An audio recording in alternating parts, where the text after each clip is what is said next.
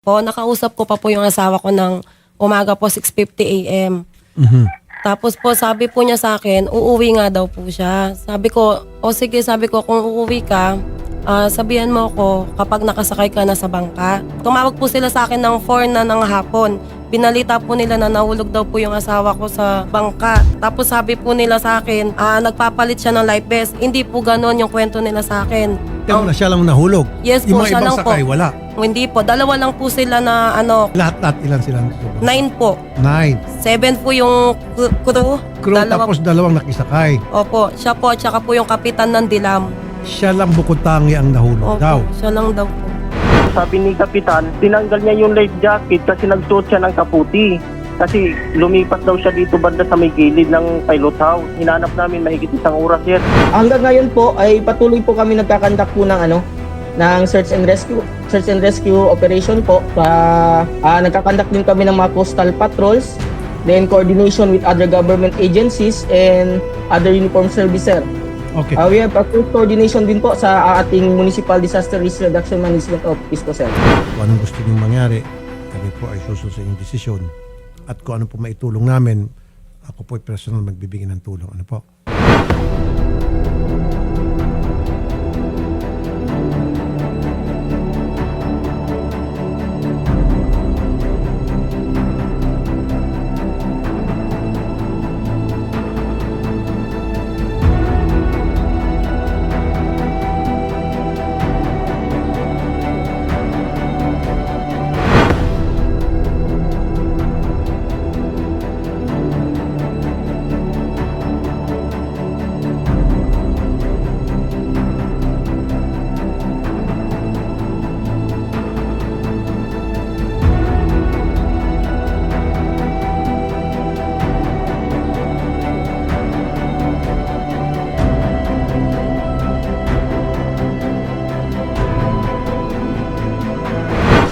Para sana makausap din po si Sir Saldi and at the same time malaman po din personally yung buong nangyari po noong December with the help po sa ating mga Coast Guard and si Chief of Police po, Mayor. Doon sa initial investigation, wala naman talagang foul play. Napakalupit ang dagat, ma'am, ano?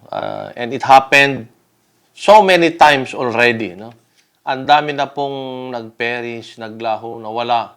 Iba po ay na-recover. Karamihan hindi na po na-recover yung bangkay, no? Kasi wala namang may kagustuhan. Tutulungan na lang namin kayo. Una-una, salamat, ano, kay Senator. At kahit sa mga ganitong bagay na nangyayari sa dulo, no? Dulo ng Pilipinas, ay natutugunan. At sa inyong mediation, hindi na umabot sa korte. At wala namang sapilitan, ma'am, di ba? Kayo naman po ay kusang loob din na pumayag na rin sa ganong usapan. Yung Coast Guard nagkaroon ng sariling investigation, yung local PNP may sarili po kami at anytime kung gusto yung kumuha ng kopya, andyan lang naman po yung mga report na ginawa namin dahil yun ay part ng bahagi ng aming responsibilidad, no? Sir Saldi, ano po yung ibibigay po ninyo kay Ma'am Grace? Bali ito po, ma'am, yung 25,000 na kulang ko kasi kagabi nakapagbigay na ako ng 25, tapos ito naman ulit 25,000. Bali, ibibigay ko na po kay Ma'am Grace.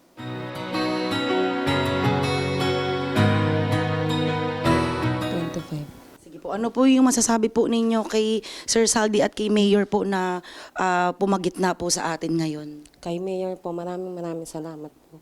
Pero kay Kuya naman po, sa susunod po, kasi pang-cargo kayo, wag po kayo magsasakay ng passenger.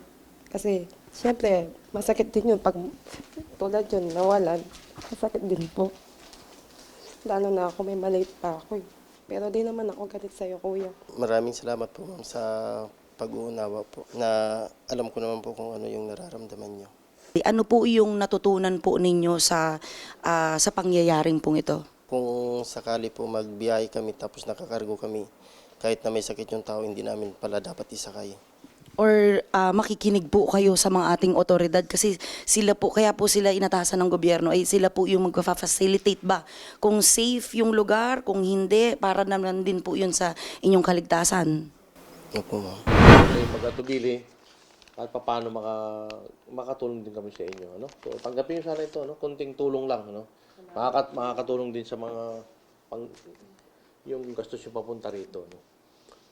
Pag-alaman po kasi namin na merong pong certificate itong bankero na na-issuean po ninyo na not clear to depart.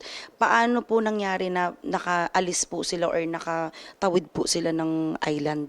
That time kasi ma'am, yung tinatakan ng not cleared yung bangka na yun ma'am. Tapos, siyempre ma'am, not cleared, hindi na sila aalis doon sa destination na yun. Kasi may tatak na not cleared ma'am. Yun yung na, tapos malis na yung Coast Guard, tapos nag-depart sila ma'am. So, ibig sabihin po na or tumakas po sila dahil Tumakas ma'am, ganun. ano po yung reason bakit meron po silang not to depart na issue ng PCG? Kasi ma'am, yung weather nun medyo alanganin ma'am. Kasi malakas-lakas yung alon, ganun ma'am. Yun ma'am, kasi pag malakas kasi alon ma'am, hindi kami clear to depart passenger for safety lang yun. Kamusta po ang investigation? Up until now ba is ongoing pa rin yung search and rescue operation? Pag maganda yung panahon ma'am, nagsisiborn kami ma'am, puntahan yung area.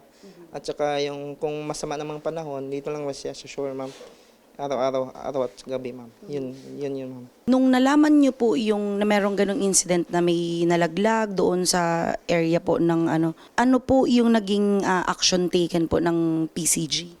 At that time ma'am, yung nalaman namin, nagpa-deploy kami ng mga bangka ma'am para sa SAR operation with kung saan yung yung na-disgrasya yung ma'am. Yung man overboard ma'am. Yun. Nagpapunta kami doon ma'am. Tapos yung bangka na yun ma'am is bumalik yun sa Dilam ma'am. Nag-report sila sa substation namin doon ma'am. Tapos at that time ma'am, nagpa-conduct na kami ng seaborne ma'am para to verify the ma'am scene doon ma'am. Sa lahat ng mga bangkero na iingat na lang sa biyahe. Tsaka pag may yung chine-check ng Coast Guard is for safety naman lahat namin yung cost namin doon eh.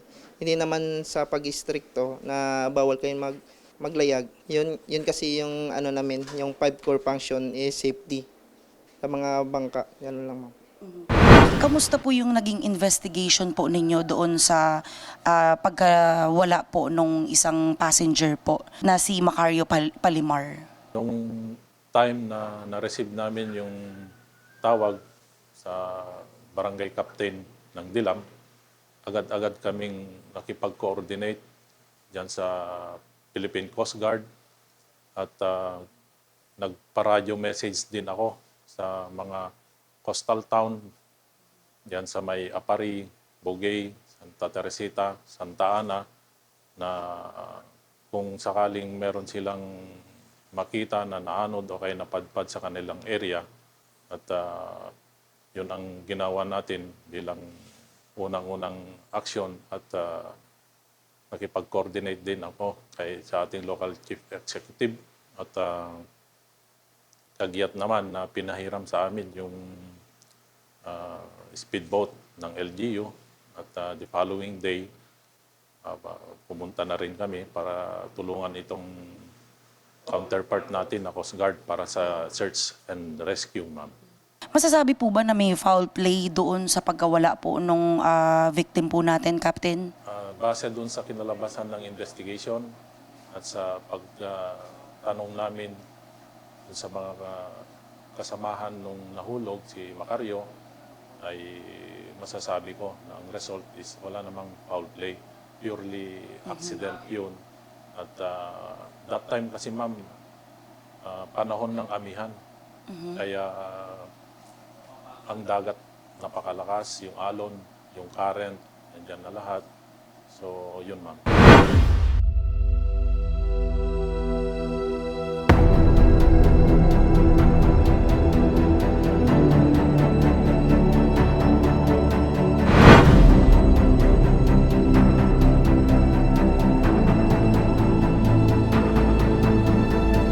Ngayon, yung desidido ka na magkipag-areglo or ano man, hindi ka na magsasampa, ganun, gagawa na tayo ng agreement sa barangay na para rin kay sir.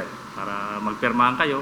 Okay na yon yung agreement or Sundo napagkasuhan ng dalawang partido na magbibigay si Mr. Tambalo ng 50,000 kay Mrs. Tayag bilang financial assistance or danyos. Noong May 8, 2026 na ibigay ang 25,000 at ngayong araw, May 9, 2026 na ibigay ulit ang another 25,000 with a total of 50,000. 2. Pumayag din ang complainant na hindi na siya magsasampa sa respondent.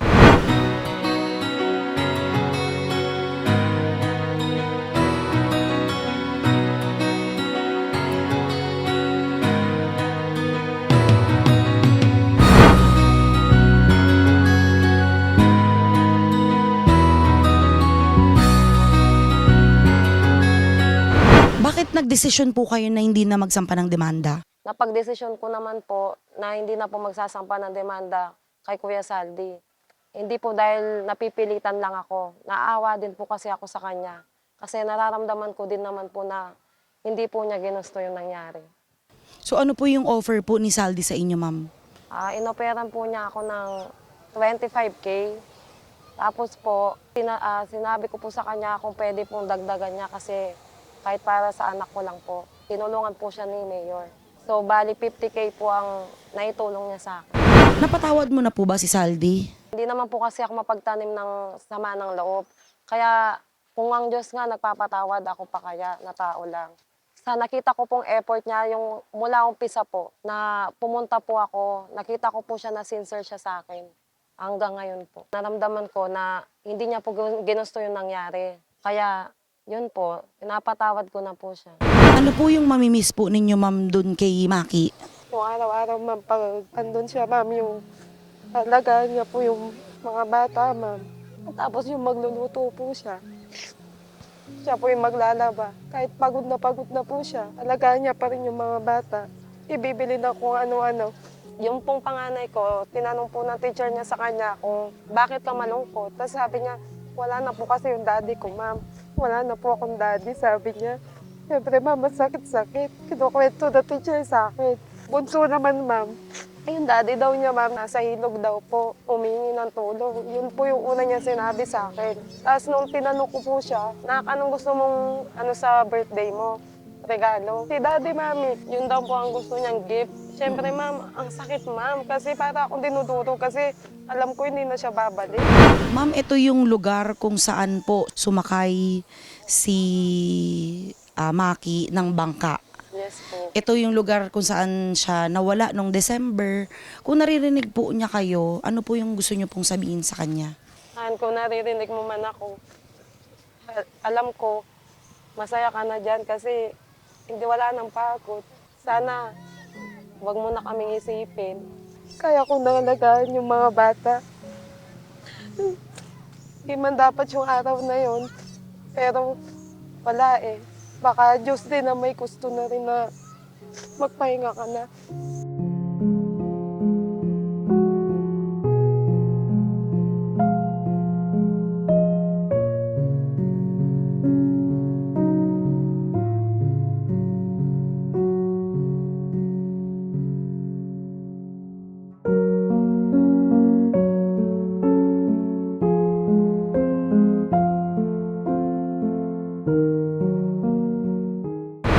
Idol Rapi, maraming salamat po.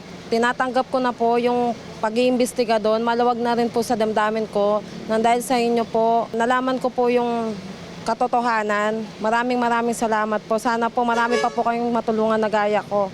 Thank you po.